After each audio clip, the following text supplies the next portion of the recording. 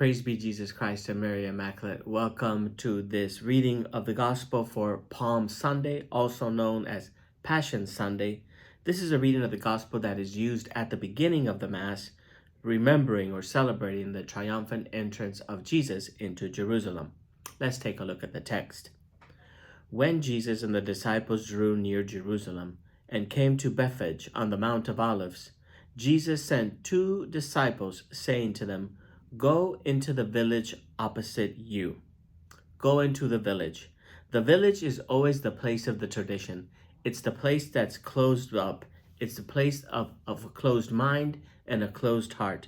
They are not interested in the newness of the gospel. They're not interested in the newness of the message that Jesus brings, a message of a new relationship with God based on acceptance of the Father's love for them. It's the place that still exists that always says things like, "We've always done it this way. We don't like any of this new stuff here." And immediately you will find an ass tethered with a colt with her. This is a prophecy that Jesus is bringing about that you read in the book of Genesis, chapter 49, verses 8 through 11, in which Jacob has just blessed all of his sons. And when he's talking about Judah, he says from chapter 8 through 11, from verse 8 through 11, he says, "You, Judah, shall your brothers praise, your hand on the neck of your enemies. The sons of your father shall always bow down to you." And then he says, "He tethers his donkey to the vine, his purebred ass to the choicest stem. In wine he washes his garments, his robe in the blood of grapes. His eyes are darker than wine, and his teeth are whiter than milk." Jesus is bringing about fulfillment to this prophecy, bringing about fulfillment to the real son of Israel, right? If you want to call it that, the real son of Israel who comes, Judah, who comes into power. And Jesus fulfills this prophecy by finding this ass that's tethered and a colt with her. "And if anyone should say anything to you, reply, 'The Master has need for them.'" Another translation is, "The Lord has a need for them." And this is the only time in the New Testament that Jesus defines himself as the Lord or as the Master. "For behold, your king comes to you, meek and riding on an ass, and on a colt, the foal of the beast of the burden." This is very interesting because this animal, this donkey, this ass, the colt, right? It's an animal of work. It's an animal that used for hard labor. It's not a triumphant war animal like a horse. And it's not a beautiful beast used by kings and emperors to ride in as would be a mule. But this is one that comes in service, that ones that come in humility, the one that comes that does the menial work. And this is who Jesus comes in riding. Now, I must say also that other prophets have prophesied about this. Right? The prophet Isaiah also prophesies about this. And what's interesting here is that Matthew leaves out the parts that deal with power, with might, with strength, and only keeps the part of, "Behold, your king comes to you, meek and riding on an ass." He deliberately deletes the part that speaks about power and might. "On a colt, the foal of the beast of burden," meaning the one that comes to us really comes in meekness and comes to us to serve and to serve with us. "And the disciples went and did as Jesus had ordered them. They brought the ass and the colt and laid their cloaks over them." This is important. Mantles, cloaks in scriptures were not only used to protect one from the elements, but they also represented who you were.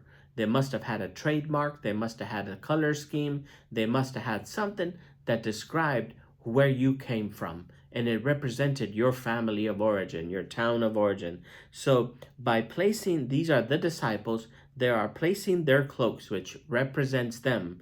They're laying it on the ass and the colt, on the animals, meaning they are affirming and they are affirming the mission of Jesus that comes in humility and to serve, and they're adhering themselves. They are adhering themselves to the mission of Jesus, who comes in humility and in service to his people. And they brought the ass and colt and laid their cloaks over them.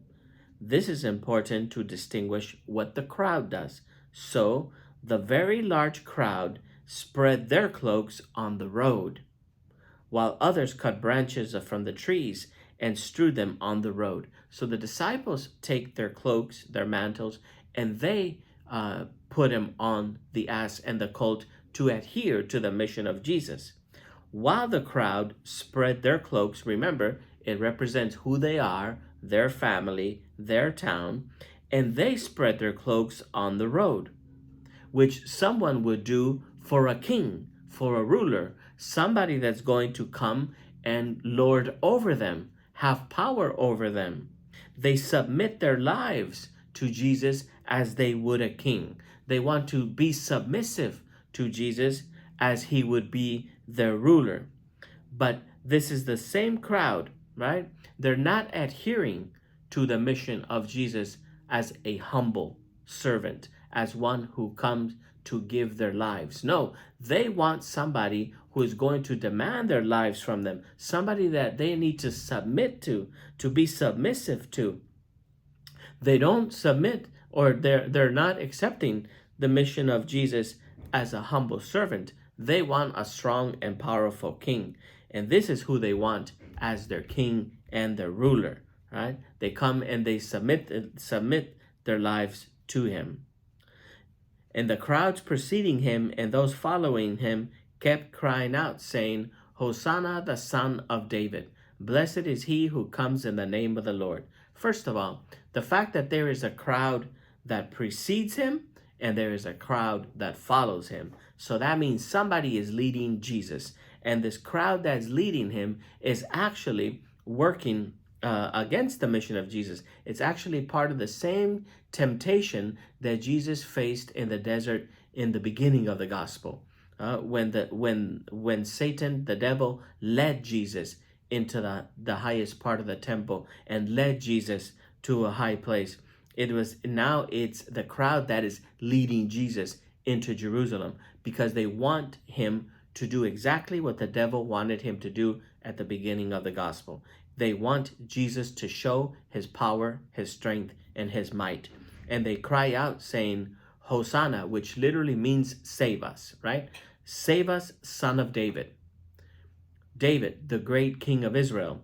Jerusalem is known as the city of David. And they want Jesus to save them as David sent them.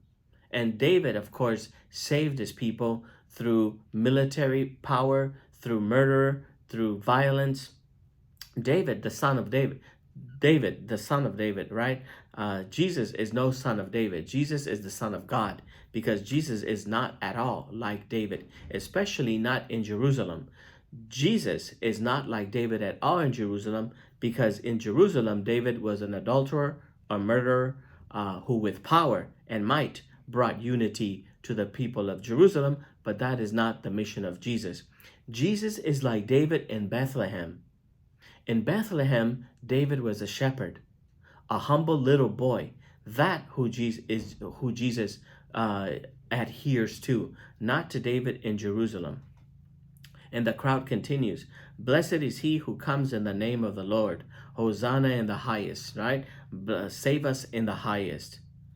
And when Jesus entered Jerusalem, the whole city was shaken and asked, who is this? This is the same reaction that the whole city of Jerusalem had when the baby was born, when Jesus was born. Matthew 2:2 says, King Herod was greatly troubled, and all of Jerusalem with him.